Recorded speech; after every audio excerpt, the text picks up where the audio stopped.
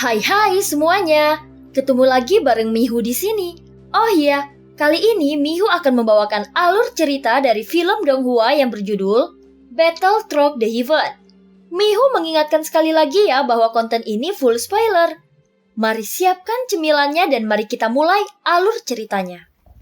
Melanjutkan dari kisah sebelumnya. Melihat jalan yang menentukan dalam membunuh dan menyerang, banyak pasukan yang berkobar segera mengikuti Xiaoyan dan bertarung dengannya melawan Taisu lainnya. Sebelum dia menyadarinya ada ratusan tentara berkobar berkumpul di belakangnya. Yang mengejutkan Xiaoyan, tentu saja mereka mengikutinya setelah orang-orang ini mengetahui identitasnya. Mereka membantunya demi sang ratu. Hanya saja kehebatan tempur Xiaoyan membuat beberapa orang di antara kerumunan yang masih meremehkannya. Xiaoyan perlahan merubah pikiran karena mereka menemukan bahwa Xiaoyan tidak hanya tampak lemah, tetapi juga memiliki kekuatan. Semakin melihat pesona Xiaoyan, maka mereka semakin gelisah. Taisu nomor 3 dan Taisu nomor 4, kalian telah belajar dari masa lalu. Jangan khawatir tentang pria perunggu itu. Untuk saat ini, kalian bisa bunuh pria itu terlebih dahulu. Jika kalian bisa membuatnya tetap hidup, seharusnya ada banyak rahasia di dalam dirinya. Ucap Taisu nomor 2 berdiri dengan tangan di belakang punggungnya. Sepertinya dia adalah panglima tertinggi di sini dan dapat mengeluarkan perintah kepada semua orang. Di belakangnya Taisu nomor 3 dan Taisu nomor 4 saling memandang setelah mendengar kata-kata itu dan mengangguk satu demi satu. Sebenarnya Taisu nomor 3 sangat tidak rela di dalam hatinya. Namun pada saat ini bukan lagi satu lawan satu yang sederhana. Dengan tambahan Taisu nomor 4, dia memiliki kepercayaan penuh untuk mengalahkan Xiaoyan. Bertarunglah dengan cepat. Ucap Taisu nomor 2 lagi. Adapun Taisu nomor 3 dan Taisu nomor 4 saling memandang dan mengangguk. Segera mereka berdua melangkah maju dengan telapak kaki mereka dan sayap logam muncul di belakangnya. Mereka kemudian menyapu ke arah medan perang. Dengan suara angin yang bertiup, ketika Taisu nomor 3 dan Taisu nomor 4 muncul, sekelompok pejuang Taisu segera mengikuti di belakang mereka. Jumlah mereka sangat banyak dan gerakannya sangat besar. Pada saat ini Xiaoyan juga segera menyadarinya. Mengikuti suara angin yang bertiup, Xiaoyan mengangkat kepalanya dan melihat sosok yang menjulang di kejauhan. Matanya langsung terfokus pada si pria Taisu nomor 3 dengan dada tinggi dan lurus. Melihat Taisu nomor 3, Xiaoyan terkejut sesaat. Karena belum lama ini meskipun dia tidak secara pribadi mengeksekusi hidupnya, yang pasti Taisu nomor 3 100% telah mati di tangannya. Tetapi pada saat ini ada yang salah dan sosok ini sama persis dengan Taisu nomor 3 sebelumnya.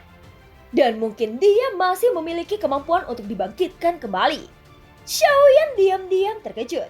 Melihat Taisu nomor 3 dan Taisu nomor 4 membawa sekelompok Taisu yang bergegas ke arahnya, dia tidak bisa menahan sedikit keterkejutan. Pada saat ini sosok tinggi tiba-tiba muncul di samping Xiaoyan. Dia memegang kapak raksasa berdiri di depan Xiaoyan. Kabarnya mereka akan menyerang. Para prajurit dewa yang berkobar, dengarkan perintahku. Sosok jangkung itu tampak seperti seorang jenderal dan matanya menyapu Xiaoyan. Baginya perang ini bukan permainan anak-anak. Dengan kekuatan Xiaoyan, tampaknya itu tidak terkemuka di matanya.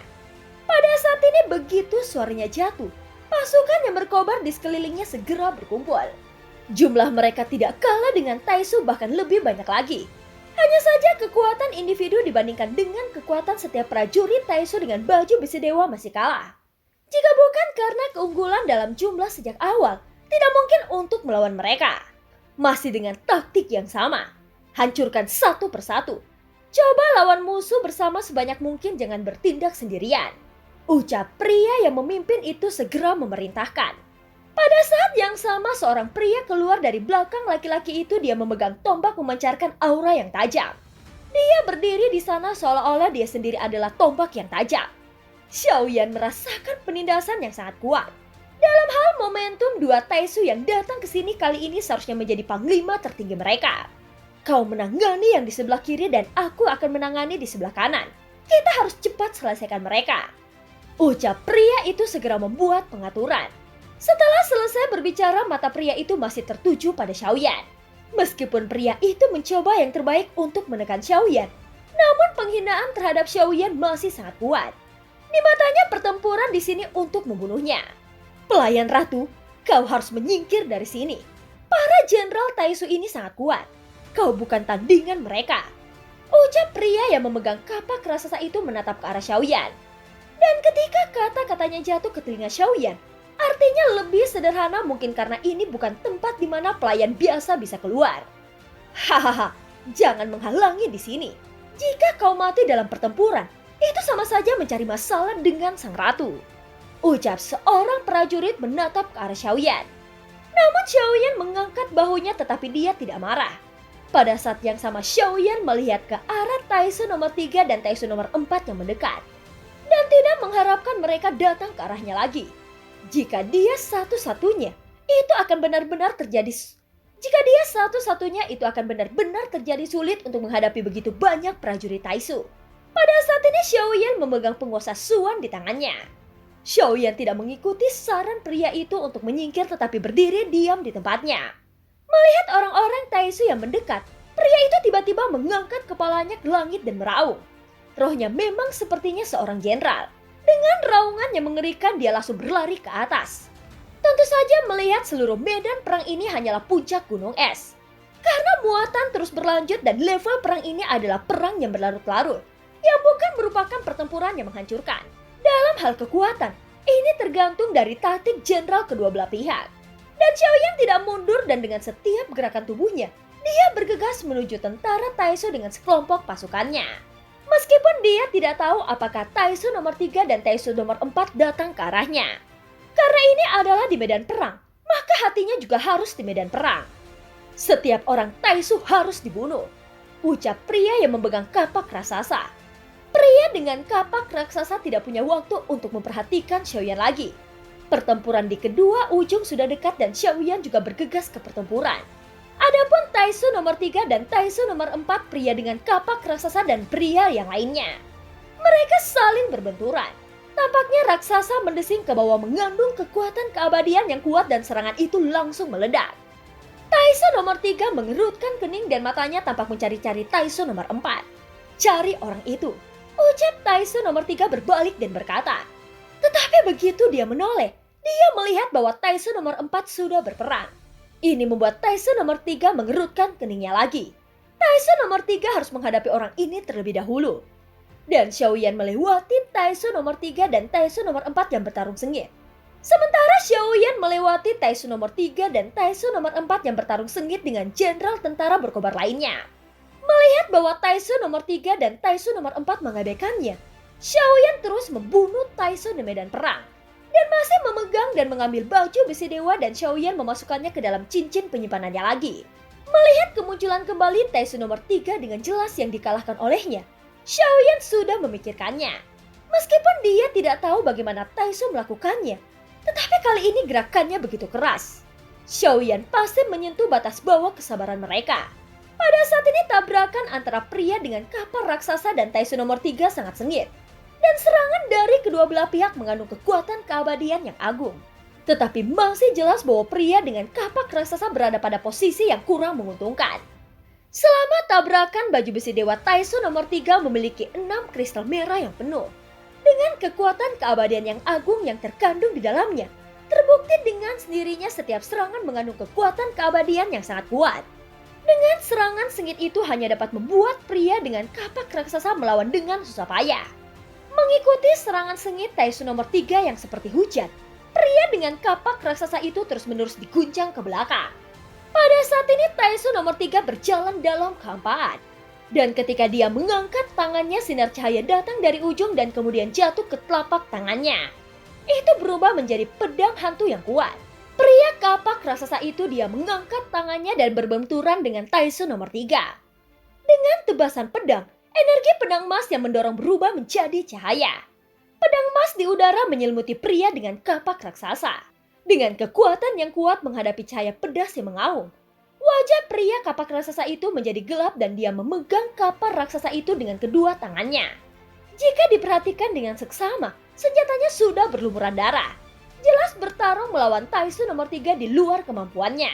Tetapi meski begitu, dia tetap tidak memilih untuk mundur karena ada lebih banyak pasukan berkobar di belakangnya. Sebagai seorang jenderal, Dia memerintahkan semua orang untuk melawan dan mundur. Tetapi ia tidak bisa mundur.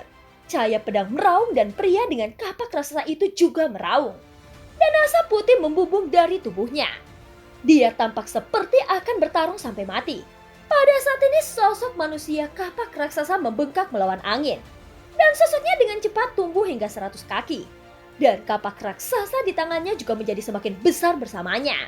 Saat sosok itu semakin besar, cahaya pedang emas sepertinya tidak terlalu besar. Cahaya pedang telah menyapu di depannya. Dan pria dengan kapak raksasa itu mengangkat kapaknya dan membantingnya. Momentum bergerak ini sepertinya membelah seluruh dunia.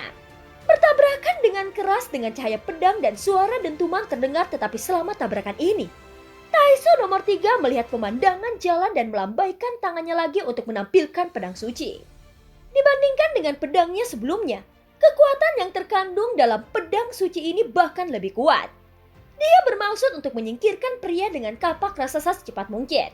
Karena targetnya bukan pria ini, tetapi Xiaoyan yang sedang membunuh prajurit Taisu yang lainnya. Pada saat ini cahaya pedang lainnya mendesing keluar. Seketika itu langsung menembus pria dengan kapak raksasa. Tanpa menunggu reaksi pria itu, tubuh pria kapak raksasa itu ditusuk oleh cahaya kemasan yang tak terhitung jumlahnya. Daging dan darahnya berantakan dan tubuhnya dipenuhi bekas luka rasa sakit. Ini membuatnya menjadi kesakitan dan tak tertahankan. Pada saat yang sama, Taisu nomor 3 menjentikan pedang suci di tangannya. Hanya pukulan terakhir tidak dapat membunuh orang ini. Dia tahu bahwa kekuatan pemulihan tenaga keabadian sangat menakutkan. Namun pertempuran sepertinya telah berakhir. Setelah beberapa saat, Taisu nomor 3 maju selangkah dan sayap di belakangnya membuatnya sangat cepat. Seketika pedang suci di tangannya mengarah langsung ke dadanya.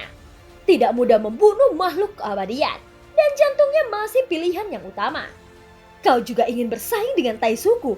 Kau terlalu berlebihan, ucap Taisu nomor 3 dengan dingin. Saat ini pria dengan kapak raksasa itu tidak memiliki kekuatan untuk melawan. Karena tubuhnya telah mengalami luka parah yang tidak bisa dipulihkan dalam waktu yang singkat. Meskipun dia adalah pria keabadian yang kuat, namun bagaimana mungkin dia tidak takut di dalam hatinya? Ketika dia benar-benar harus menghadapi kematian, dia pasti sedikit takut.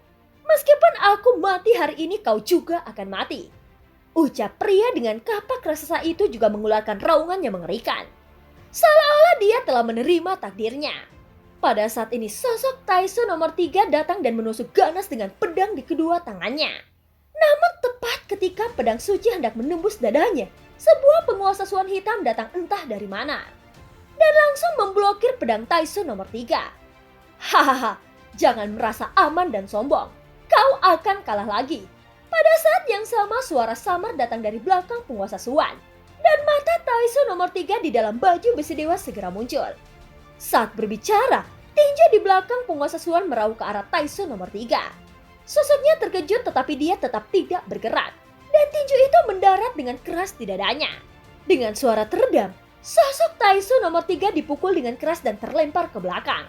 Tiba-tiba sosok Xiaoyan di belakang penguasa Suan menginjak telapak kakinya dan dia berlari keluar. Dan cahaya di matanya berubah secara bergantian. Fakta bahwa Taisu nomor 3 tidak bergerak sekarang bukan karena ketakutan, tetapi karena dikendalikan oleh Yao Beng Xiaoyan. Pada saat ini pria dengan kapak raksasa itu tidak menyangka bahwa apa yang dia pikir adalah anak kecil yang lemah akan benar-benar menyelamatkan nyawanya. Saat ini dia menyaksikan dengan tidak percaya saat Xiaoyan mengangkat penguasa Suannya untuk menutupi wajah Taisu nomor 3.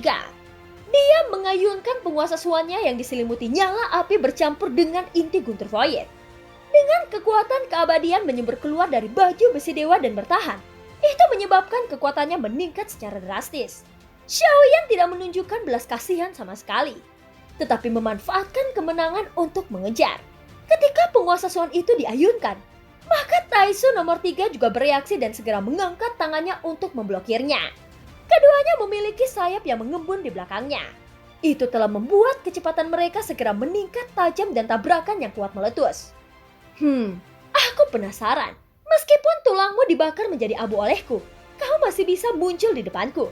Sepertinya kau benar-benar memiliki banyak metode yang luar biasa, ucap Xiaoyan tidak menanggapi Taisu nomor 3. Tetapi dia mengungkapkan keraguannya di dalam hatinya. Hahaha, senang kau mengetahuinya. Aku tidak akan pernah kalah. Aku sudah tahu trikmu dengan sangat baik. Hal ini pasti akan mengalahkanmu, ucap Taisu nomor 3. Selama dia berbicara, kekuatan yang agung mengalir ke dalam pedang suci dan mendarat ke arah Xiaoyan. Merasakan energi pedang yang agung, dia tidak berani mengabaikannya. Darah tubuh keabadian meledak dan semua kekuatan keabadian dalam baju besi dewa menyembur keluar. Kemudian semuanya mengalir ke arah penguasa Suan. Pada saat yang sama, api dan guntur mengalir dan menyelimuti penguasa Suannya. Segera dia menyeret penguasa Suan yang panas. Dibandingkan dengan Taisu nomor 3, kekuatan keabadian lebih kuat. Namun kekuatan keabadian jantung api dan inti guntur menjadi energi yang lebih dahsyat. Oleh karena itu, kekuatan pemotongan satu tebasan sangat menakutkan.